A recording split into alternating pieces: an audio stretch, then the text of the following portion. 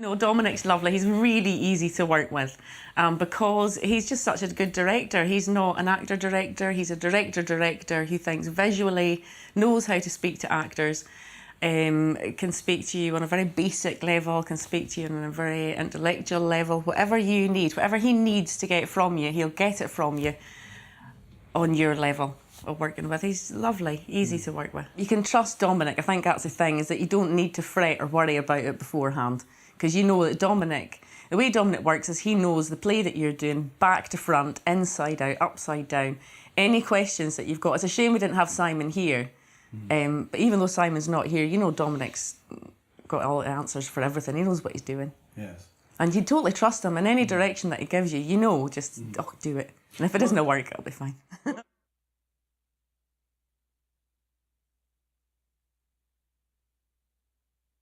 Readings, I've done a lot of stage readings, but I've not done anything remotely quite similar to this. This is a whole new ballgame, and because it's a monologue as well. I've never done a monologue before. So that's quite interesting. And it's a shame we only get one day to work on it, because you just start getting into it. And you really want to go further with it. You want to be able to learn all the lines now. I want to be able to be off script, which is not going to happen for 9 o'clock tomorrow morning. But you do want to be off a script for it. Yeah. Because you want to do it a bit of justice, really, with your normal stage readings, because you feel like you're kind of not halfway through, but you're really getting started on doing an actual show now. And that's what's a shame about only having the one day and having to go on, is because you feel you're beginning to get somewhere.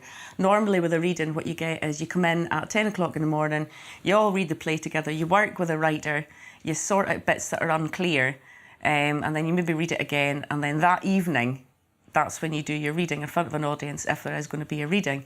So it's more about the writing, it's more about the writer, and this is the first time that it's been that you felt the pressure to actually act in it.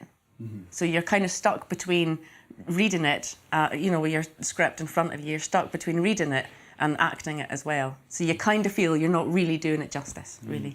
But what you end up doing is what ended up happening today, is that you use your script then as part of your character. For looking down, that's the only way that, because you have to try, or I thought I had to try using of how to look down and making it be part of who she is.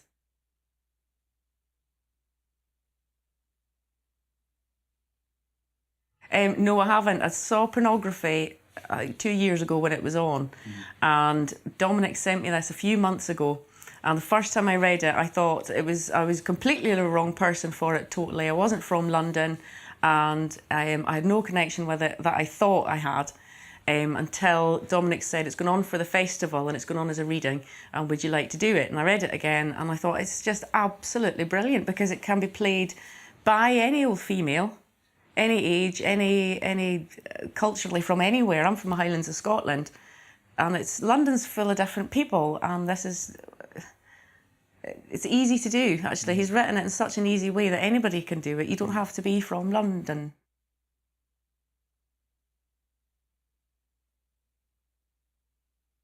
Only that she's got lots of different strands going on in her head, and I think it happens with most people anyway. So I think all you've got to do is get her strands that she's talking about, and you can liken it to what you think yourself every day anyway. You think about so many different things.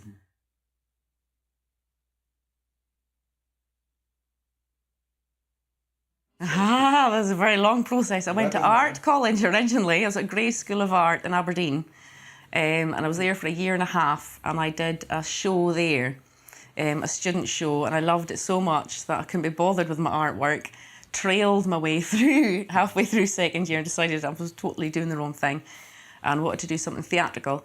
So I did a 1-year course in Kirkcaldy, College of Technology, and it's any old theatre art, so it's your music and movement, dance, costume design, directing, stage design, everything, absolutely everything, including acting, and then decided it was definitely acting that I wanted to do.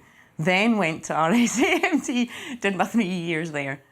So eventually, after 7 years in total of being at college, I became an actress.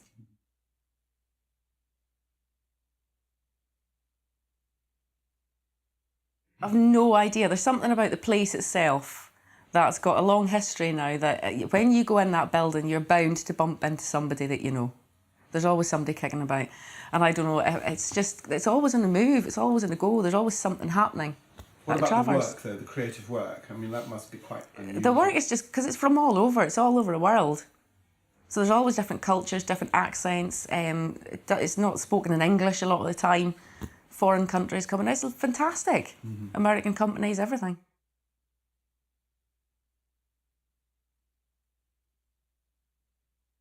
Dundee, very close to my heart, because I live in Dundee. My house is in Dundee because I was part of the company up there when it first started in 1999. And somebody was asking today about the company, and there was originally 11 members there and 3 graduates from college. And it was the biggest mixture of age groups, and versatility-wise, it's one of the best places in Scotland that an actor can learn to do absolutely anything, because you will be cast in roles that you'll never normally be cast in, and you've got to pull it out of the bag. If you're playing somebody younger or older, or it's completely different from what you would normally play, you have to do it. It's fantastic.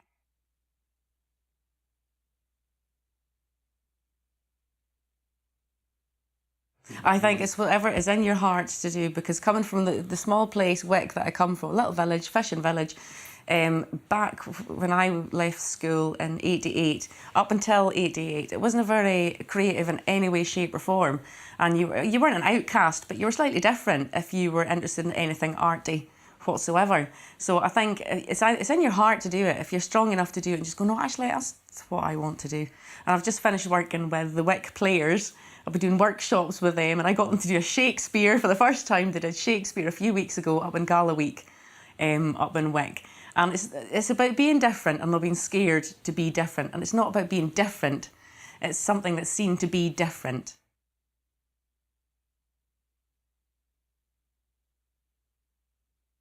I tell you what I should have done, or could have done actually, was read it out aloud. I read it to myself in my head so many times, but didn't read it aloud. And I think because it's a monologue, I should have read it aloud actually a few times. And it's just getting used to the words, because speaking it is very different from hearing it in your own head.